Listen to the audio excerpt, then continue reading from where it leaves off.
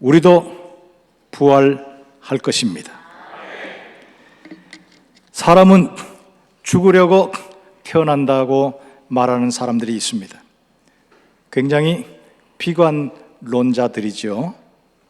그러나 우리 그리스도인들은 그 말이 맞다. 그러나 우리는 죽음 이후에도 영원히 산다라고 자신 있게 말합니다. 우리의 몸은 늙고 병들고 죽게 되어 있습니다. 우리 몸은 물질과 비물질로 되어 있습니다. 그 중에서도 물질은 흙에서 났습니다. 흙으로부터 영양소를 취해서 유기화합물을 취해서 현재 우리 몸을 이루고 있습니다. 근데 물질은 시간이 가면 닳고 낡고 연약해지고 고장 날 수밖에 없습니다. 그래서 나이를 먹으면서 여러 가지 연약함을, 질병을 경험하게 됩니다. 여기 60 넘으신 분들 몸이 예전과 다르다는 걸 경험하실 겁니다. 저도 가끔씩 친구 목사들 모임에 가면 그런 얘기들을 합니다. 몸이 전에하고 달라. 뭐 어디가 고장 어디가. 그러면 옆에 있던 다른 친구가 하는 말이 있습니다. 야, 네 연식을 생각해봐. 하긴 70년 넘게 부려먹었으니 이 물질이 고장 안 나는 것이 이상할 겁니다. 몸이 낡고 늙어지는데 우리의 또 하나의 요소인 비물질, 즉 영혼은 그렇지가 않습니다. 우리가 육체적 죽음을 얘기하는 것은 우리의 몸과 영혼이 분리되는 것입니다. 그때는 몸은 그 근원인 흙으로 다시 돌아가고 영혼은 그 근원인 하나님께로 다시 돌아갑니다. 전도서 12장 7절에 이런 말씀이 있습니다. 시작. 흙은 여전히 땅으로 돌아가고 영은 그것을 주신 하나님께로 돌아가기 전에 기억하라. 여기 기억하라 하는 말은 하나님을 기억하라는 것인데 흙, 여전히 땅으로 돌아가고 몸은 땅으로 돌아가고 영은 그것을 주신 하나님께로 돌아간다는 것입니다. 이 과정은 모두가 다 겪게 됩니다. 아무도 육체적 죽음을 피한 사람은 없습니다. 누구나 다 죽습니다. 그런데 언제, 어디서, 어떻게 죽을지 모르기 때문에 불안하고 근심, 걱정이 닥쳐옵니다. 그래서 저는 60 넘고부터는 가끔씩은 저의 죽음을 위해서 기도하고 있습니다. 품위 있게 죽고 싶어서. 그래서 저에게 품위 있는 죽음을 허락하여 주시옵소서. 주님의 영광을 드러내는 죽음, 그리고 멸류관 받으러 가는 승리자처럼 죽을 수 있도록 저는 기도합니다.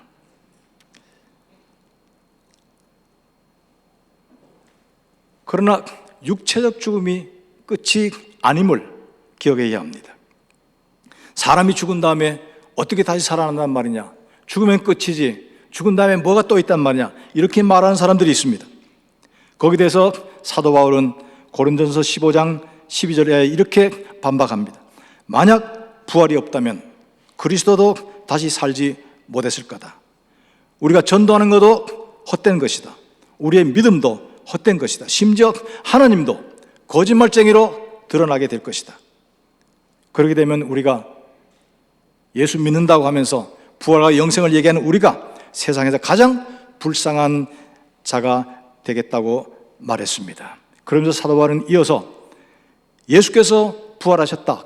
그분은 부활의 첫 열매시다. 그렇다면 그 다음 이어서 첫 열매 다음에 나도 부활하고 모든 믿는 자가 다 부활하여 영생을 누릴 것이라고 말씀하고 있습니다. 저는 오늘 우리가 믿고 고백하는 부활, 그리고 부활의 삶에 대해서 세 과정 또는 단계를 말씀드리려고 합니다. 우리가 흔히 부활하면 죽은 다음에 이루어질 일, 죽은 다음에 내가 들어갈 천국, 이렇게 생각을 합니다. 그래서 부활하면 죽은 다음에 내 인생 제2막이 펼쳐지는 것을 부활이라고 생각합니다. 맞습니다. 그러나 그것은 부분적으로 맞습니다. 왜냐하면 부활은 현재적 부활도 있기 때문입니다. 이걸 신학적으로는 실존적 부활, 현재적 부활 뭐 이렇게 얘기하는데, 죽은 다음에 천국 가서 부활해서 영생을 누리기 이전에 우리는 이 땅에서 부활의 생명을 가지고 있고 부활의 삶을 누리며 맛보며 살 수 있고 살아야 합니다. 하나님의 나라라고 할 때 하나님의 나라는 하나님이 계신 곳입니다. 근데 지금 여기도 하나님이 계십니다.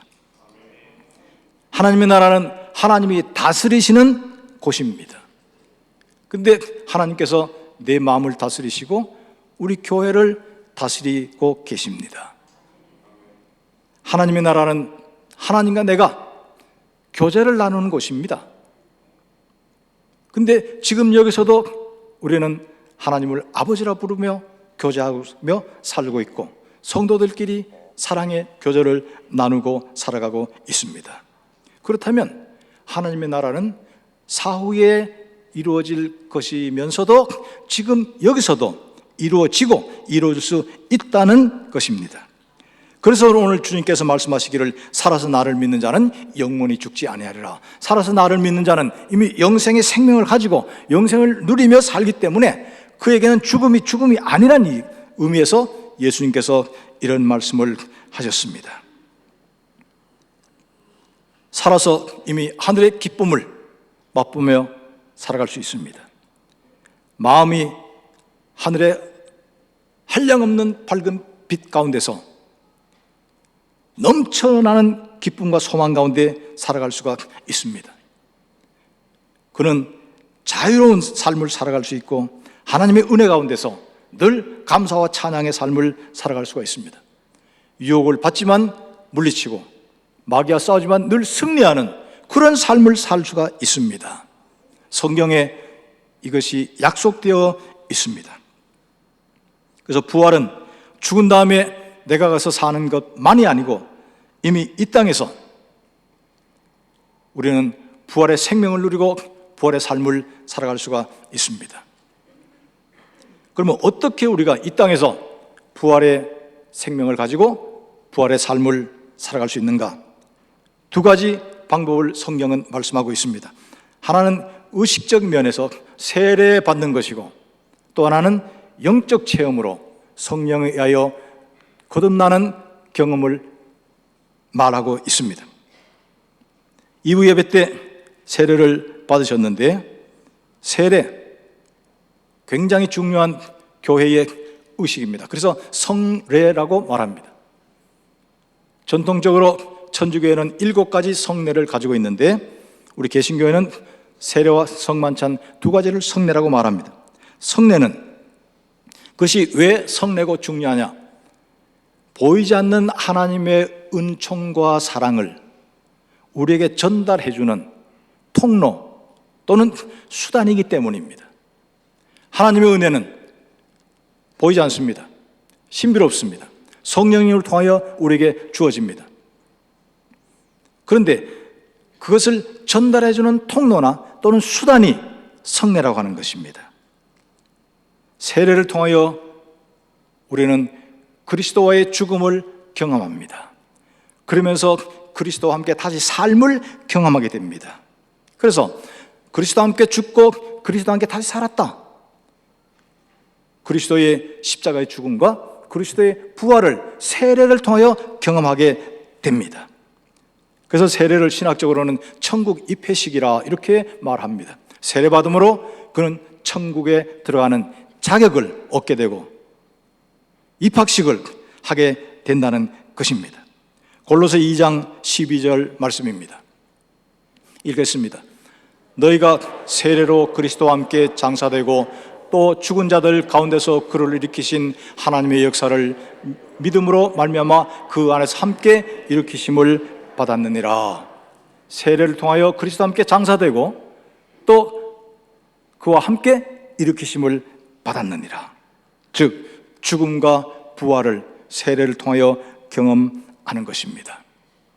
여러분들이 이미 세례를 받으셨다면 느끼셨거나 느끼지 못했거나 하나님의 보이지 않는 신비로운 은혜가 여러분 속에 주어졌습니다.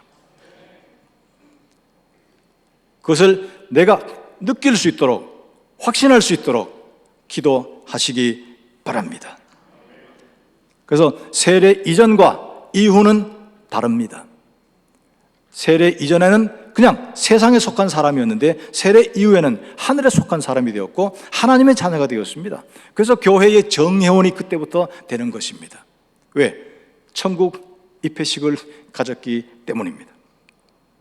로마서 6장 3절과 8절에도 세례의 의미를 이렇게 말씀하고 있습니다. 읽겠습니다.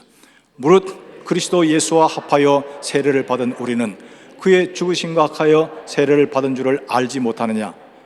만일 우리가 그리스도와 함께 죽었으면 또한 그와 함께 살 줄을 믿나니. 로마서 6장 1절부터 12절까지를 나중에 읽어보시기 바랍니다. 그러면 거기는 세례의 의미가 세 가지가 나타납니다. 우선 물속에 담그면 씻겨집니다. 나의 모든 죄가 씻겨진다는 것을 상징합니다. 죄의 용서. 그리고 물속에 담궜습니다. 죽었습니다. 옛사람, 나의 옛사람이 물속에서 죽었음을 상징합니다. 그러나 물속에 계속 담궈놓지는 않습니다. 다시 나옵니다. 그것은 새 생명으로 다시 태어나는 중생과 부활을 의미합니다. 그래서 세례받은 사람은 그리스도와 함께 십자가에 죽고 그리스도와 함께 다시 삶을 경험할 뿐만 아니라 그의 모든 죄가 씻겨지고 옛사람이 죽고 그리스도 안에서 새로운 삶으로 하나님의 자녀로 하나님의 백성으로 태어나는 것을 그가 신비롭게 경험하게 되고 그는 그때부터 하나님의 자녀로서의 자격을 누리게 됩니다. 이런 귀중한 의미가 세례에 포함되어 있고 성령님이 그것을 우리에게 확신시켜 주십니다.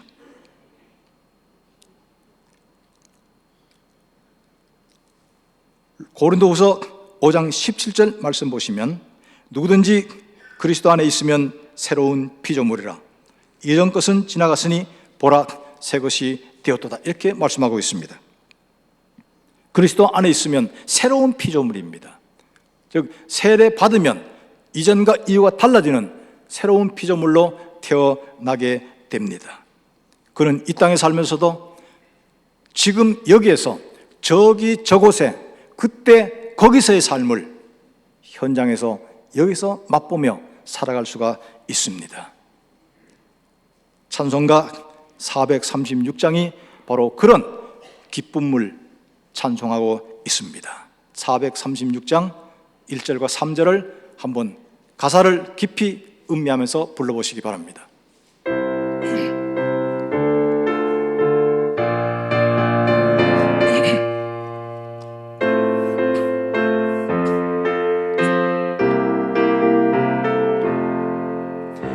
나 이제 주님의 새 생명 얻은 몸 옛것은 지나고 새 사람이로다.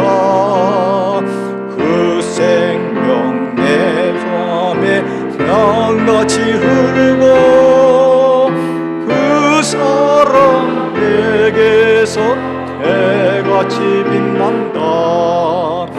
영생을 누리며 주 안에 살리라. 오늘도 내일도 그 안에 살리라.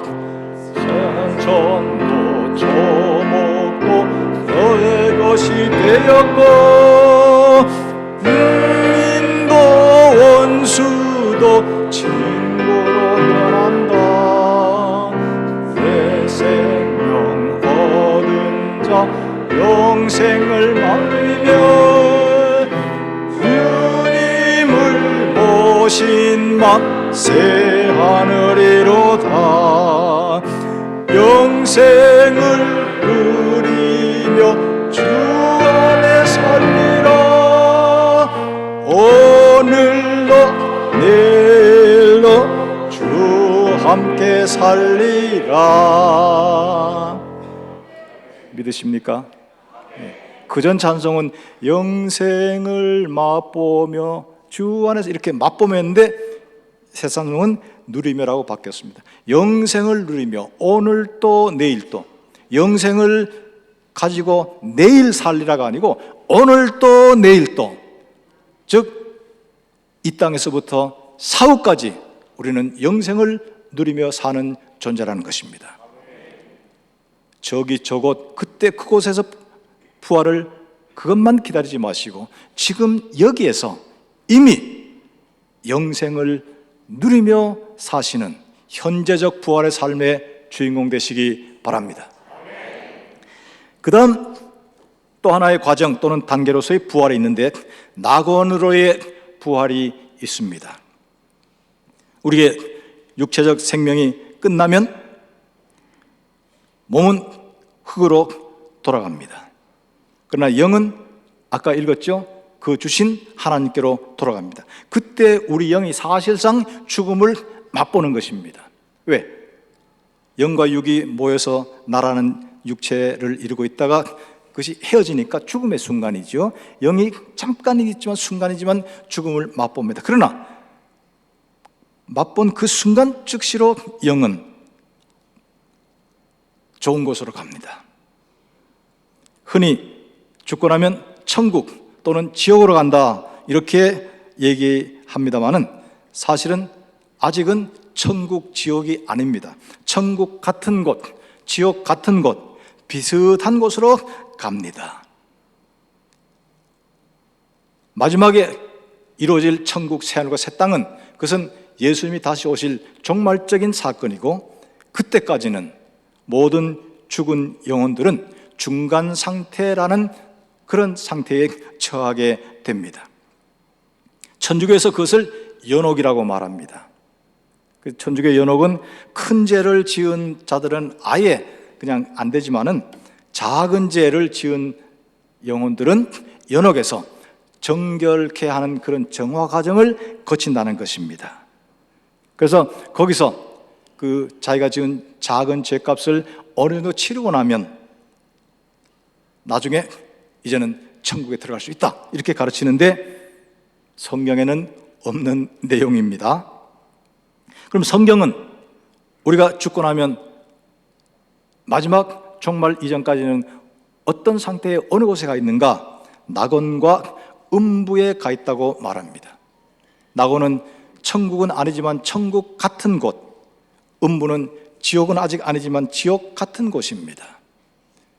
천국의 맛을 미리 보는 것이 낙원이고 지옥의 맛을 미리 보는 것이 음부입니다.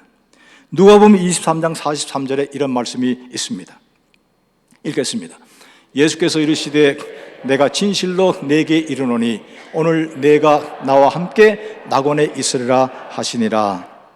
십자가상에서 예수님께서 한편 강도에게 하신 말씀입니다.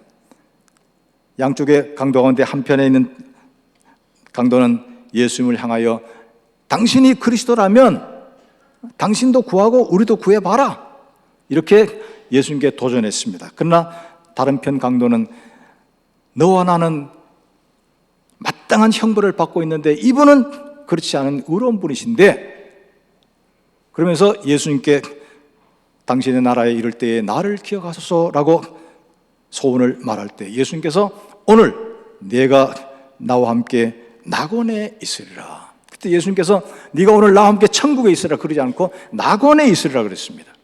그래서 낙원은 천국 이전에 천국 같은 곳입니다. 의로운 영혼들이 신실한 영혼들이 가서 천국을 미리 맛보면서 마지막 새하늘과 새 땅 영원한 하나님의 나라를 기다리며 있는 곳입니다. 그런가 하면 죄인들, 불신자들은 음부에서 마지막 지옥을 기다리고 있습니다.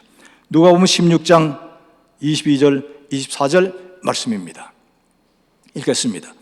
이에 그 거지가 죽어 천사들에게 받들려 아브라함의 품에 들어가고 부자도 죽어 장사되매 그가 음부에서 고통 중에 눈을 들어 멀리 아브라함과 그의 품에 있는 나사로를 보고 이르되 아버지 아브라함이여 나를 긍휼히 여기사 나사로를 보내어 그 손가락 끝에 물을 찍어 내 혀를 서늘하게 하소서. 내가 이 불꽃 가운데서 괴로워하나이다. 여러분 잘 아시는 부자와 나사로 이야기입니다. 부자는 죽어서 지옥에 간 것이 아니고 음부에 가 있다고 되어 있습니다. 거기서 고통을 받고 있습니다. 아버지 아브라함에게 나사로를 시켜서 그 손에 물 좀 묻혀서 내 혀에 좀 물 몇 방울을 떨어뜨려 달라고 부탁을 하지만 아브라함의 대답은 거기서 여기를 올 수도 없고 여기서 거기를 갈 수도 없느니라. 이것이 돌아온 대답이었습니다. 그 부자는 음부에서 고통을 받고 있었습니다. 시편 9편 17절 말씀에 이런 말씀이 있습니다. 읽겠습니다. 하나님을 잊어버린 모든 이방 나라들이 그리하리로다. 여기 악인들이 수월로 돌아가며 했는데 지난번 성경은 악인들이 음부로 돌아가며 이렇게 번역되어 있습니다. 부자와 나사로 이야기에 부자가 음부에서 고통 중에 할 때 그 음부도 수월입니다. 근데 나사로 사건에는 수월을 음부로 번역해 놓고 여기 시편에서는 그냥 수월을 수월로 그냥 썼습니다. 음부입니다. 악인이 음부로 돌아가며 하나님을 잊어버린 모든 열방이 그리하리로다. 그래서 악인들은 음부로 그 영혼이 직행합니다. 거기서 마지막 종말의 때까지 대기하면서 지옥을 미리 맛보며 존재하고 있습니다. 그래서 우리의 육체가 죽고 난 다음에는 곧바로 천국, 지옥 가는 것이 아니고 천국 비슷한 곳, 지옥 같은 곳, 즉 낙원과 음부에서 대기하고 있습니다. 이것을 중간 상태라고 말합니다. 이것은 구분해 놓은 것입니다. 아직 심판은 아닙니다. 심판도 죽고 난 다음에 금방 심판이 있고 마지막에 때 대심판이 있고 두 번에 있는 것이 아닙니다. 심판은 마지막 주님 오실 때에 한 번 있습니다. 대심판이라고 하죠. 그 이전에 낙원과 음부는 구분해 놓은 것입니다. 대기하는 곳입니다. 그래서 우리가 육체가 죽고 나면 영혼은 낙원으로 가게 되어 있습니다. 이것이 낙원으로의 부활입니다. 그 다음 마지막 종말의 부활이 있습니다. 예수께서 다시 오실 때 성경에는 구름 타고 오신다고 되어 있고 호령과 천사장의 큰 나팔 소리로 오신다고 되어 있습니다. 그때 모든 죽은 자들이 부활하게 되어 있습니다. 착한 사람들만, 신앙인들만 부활하는 것이 아닙니다. 죄인들과 악인들도 동시에 부활하게 되어 있습니다. 그러나 상급과 심판이 다릅니다. 요한복음 5장 28절 29절에 이런 말씀이 있습니다. 읽겠습니다. 이를 놀랍게 여기지 말라. 무덤 속에 있는 자가 다 그의 음성을 들을 때가 오나니 선한 일을 행한 자는 생명의 부활로 악한 일을 행한 자는 심판의 부활로 나오리라. 무덤 속에 있는 자들이 다 주님의 음성을 듣고 마지막 날에 부활하는데 선한 일을 행한 자는 생명의 부활로 악한 일을 행한 자는 심판의 부활로. 그래서 선한 자, 신앙인들만 부활하는 것이 아니라 모두가 다 부활합니다. 그래서 이것을 우주적 부활이라고 말합니다. 우주적 부활, 종말에 이루어진다 해서 종말의 부활, 우주적으로 다 부활한다 해서 우주적 부활입니다. 그때에 흩어졌던 헤어졌던 우리의 육체와 우리의 몸이 다시 만납니다. 완전체로 다시 만납니다. 흔히 영체 하는데 영체라기보다는 부활체라는 말이 더 적당한 말입니다. 그 상태가 어떠냐? 그 성질이 어떠냐? 저도 모릅니다. 나중에 여러분 경험해 보시기 바랍니다. 그때는 아픈 것도 늙고 병드는 것도 죽는 것도 없습니다. 그래서 계시록 21장 4절 말씀 보시면 다시는 우는 것, 저는 것, 아픈 것, 고가는 것들이 다 지나갔으니 이렇게 말씀하고 있습니다. 다시는 우리 육체의 연약함을, 우리 육체의 쇠약함을 경험하지 않을 완전한 몸으로 부활합니다. 그 부활의 몸이 어떤가? 저도 보진 못했습니다만 성경에 이렇게 설명하고 있습니다. 여러분 설교 주보의 마지막 설교 요약란에 보시면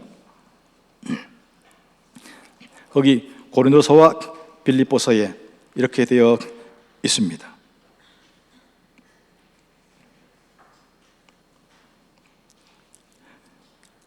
거기 마지막에 빌립보서 3장 21절 보시면 우리의 낮은 몸을 자기의 영광의 몸의 형체와 같이 하시라 그랬습니다. 우리의 낮은 몸을 자기의 영광의 몸, 즉 주님의 영광스러운 몸처럼 우리 몸을 변화시킨다고 되어 있습니다. 그런 변화가 어떤 변화인가? 그 위에 보십시다. 맨 위에부터 보시면 고린도서에 있습니다. 썩을 몸이 썩지 않는 몸으로, 천한 몸이 영광스러운 몸으로, 약한 몸이 강한 몸으로, 자연적인 몸이 영적인 몸으로, 흙으로 된 사람이 천상의 사람으로, 그 다음에 비슷한 말이 이어집니다. 불멸과 불사의 몸으로 바뀐다고 성경 기록하고 있습니다. 말은 이렇게 하지만은, 설명은 하지만은 저도 그 몸이 어떤 몸인가는 모릅니다. 여러분의 상상의 날개를 펴서 완전한 몸, 영광의 몸, 부활체를 한번 머릿속으로 그려 보시기 바랍니다. 믿는 대로 된다고 하셨으니까 더 완전하게 상상하는 사람에게 더 완전한 몸이,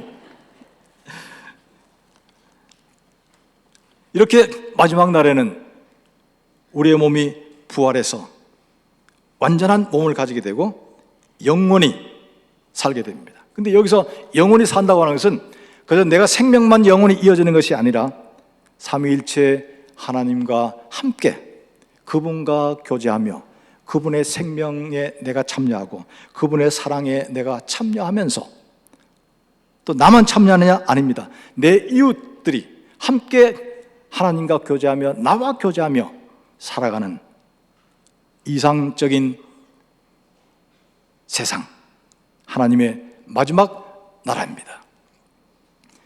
더욱이 놀라운 것은 거기는 하나님과 사람과 천사들만 있는 세상이 아니라는 것입니다.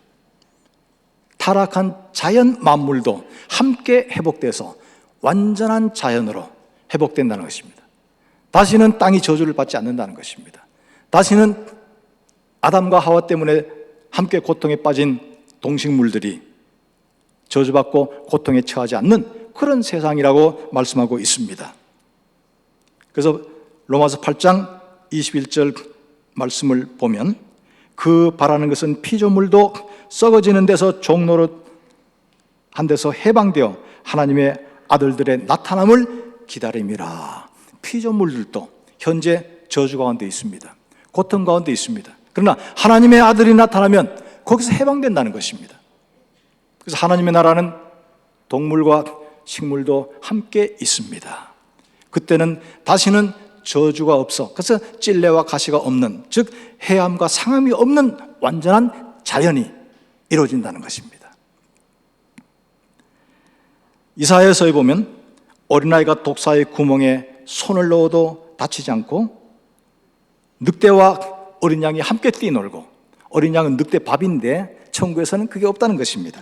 사자가 소처럼 풀을 뜯어먹고, 그래서 동물과 식물도 화합하고 함께 하나님과 사람과 함께 존재한다는 것입니다. 이것을 어느 신학자는 하나님의 나라에서는 사람과 천사들만 하나님을 찬양하는 것이 아니라 자연도, 저 나무와 풀들도, 저 동물들도 함께 하나님을 찬양하는 거대한 우주적인 오케스트라가 될 것이다. 이렇게 어떤 신학자는 설명을 했습니다. 여기 동물도 완전한 생명체로 존재한다고 했는데 그들이 부활해서 다시 있는지 없는지는 저도 모릅니다. 성경이 자세하게 얘기하지 않기 때문입니다.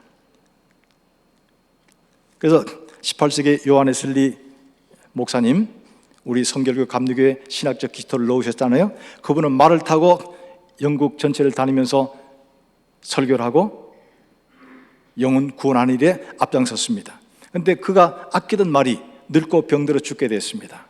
그랬더니 나는 이 말을 천국에서도 만날 수 있기를 원한다, 이렇게 얘기했습니다. 근데 그 다음에 만날 수 있을지 없을지는 나도 모른다 그랬습니다. 정직한 대답이죠. 저도 몇 년 전까지 제가 19년 키우던 갈색 푸들, 이름이 복군데, 그리고 그와 함께 키우던 14년 반을 키우던 그 갈색 푸들 이름이 예구인데, 그 복구와 예구를 다시 만났으면 좋겠습니다. 그러나 만날 수 있을지 없을지는 저는 모릅니다.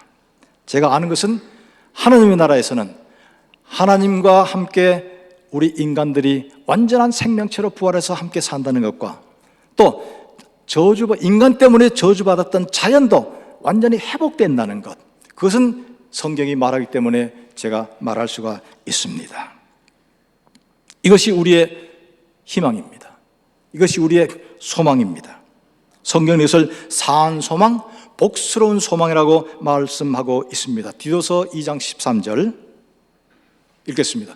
복스러운 소망과 우리의 크신 하나님 구주 예수 그리스도의 영광이 나타나심을 기다리게 하셨으니, 비록 우리가 지금 여기서 현재적 부활 가운데 살고 있지만 아직 완전한 하나님의 나라는 이루어지지 않았습니다. 우리는 믿고 기다립니다.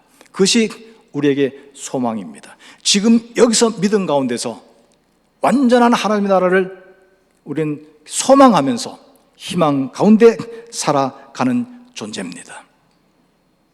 마지막으로 사도신경 가운데 예수님의 죽음과 부활에 관한 것을 우리가 다시 한번 고백하겠습니다. 시작. 그는 본디오 빌라도에게 고난을 받아 십자가에 못 박혀 죽으시고 장사된 지 사흘 만에 죽은 자 가운데서 다시 살아나셨으며 하늘에 오르시어 전능하신 아버지 하나님 우편에 앉아 계시다가 거기로부터 살아있는 자와 죽은 자를 심판하러 오십니다. 나는 죄를 용서받는 것과 몸의 부활과 영생을 믿습니다. 여러분이 예수께서 죽은 자 가운데서 다시 살아나는 것을 믿으시면 여러분의 몸도 부활하여 그와 함께 영생을 누리게 될 것입니다.